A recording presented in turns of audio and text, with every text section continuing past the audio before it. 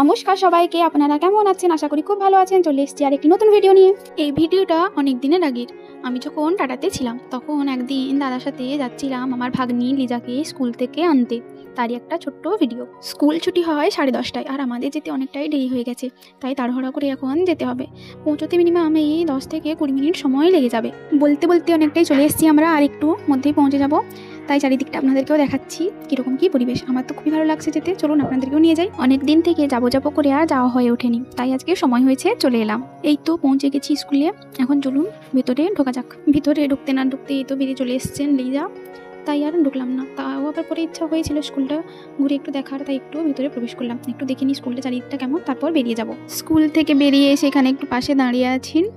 দাদা গেছেন চা খেতে, এলে আমরা যাবো। আর লিজার সাথে এখানে দাঁড়িয়ে দাঁড়িয়ে গল্প করছি স্কুলে সারাদিন কী কী করলো আর কী না। এদিকে আমাদের গল্প করাও শেষ, আর ওদিকে দাদাও চলে এসেছেন। চলুন এখন বাড়ির দিকে রওনা হওয়া যাক। যেতে যেতে অনেকটা সময় লেগে যাবে, তাই এখন যাওয়া যাক। চারিদিকটা একটু ক্যামেরায় ক্যাপচার করে নিচ্ছি। আবার কে জানে কবে এদিকে আসবো। এইদিকে রাস্তাটা আবার বন্ধ ছিল, কি যেন একটা ঝগড়া ঝামেলা হচ্ছিল, তার জন্য পুরো রাস্তাটাকেই বন্ধ করে দিয়েছে। কাউকে আসতেও দিচ্ছে না, যেতেও দিচ্ছে না। চারিদিকে এই সবজি ফলের মার্কেট দেখতে দেখতে এখন যাচ্ছি একটা পেস্ট্রির দোকানে, কারণ লিজার পেস্ট্রি খাওয়ার ইচ্ছে হয়েছে। তাই এখান থেকে একটা ডোনাট আর একটি কেক নিলাম। খুবই ভালো এখানকার ডোনাটের কেকগুলো টেস্ট। এবার সোজা বাড়ির পথে রওনা, আর কোথাও দাঁড়ানোর নেই। অনেকটাই দেরি হয়ে গেছে, তাই এখন তাড়াহুড়ো করে যেতে হবে। এখান থেকে আবার যাবো ছোটদের বাড়ি, সেখান থেকে দিদিকে নিয়ে আবার ফিরবো। এই দিকে রাস্তাটা খুবই বাজেভাবে খারাপ হয়ে গেছে, তাই ওদিক দিয়ে আর যাওয়া যাবে না। তাই এবার আস্তে সুস্তে চলুন যাওয়া যাক। এই রাস্তাটা আবার খুবই সুন্দর, দুদিকে পুরো কাছে ভর্তি, মাঝখান দিয়ে রাস্তা। আমার তো খুব ভালো লাগছে এই রাস্তাটা দিয়ে যেতে।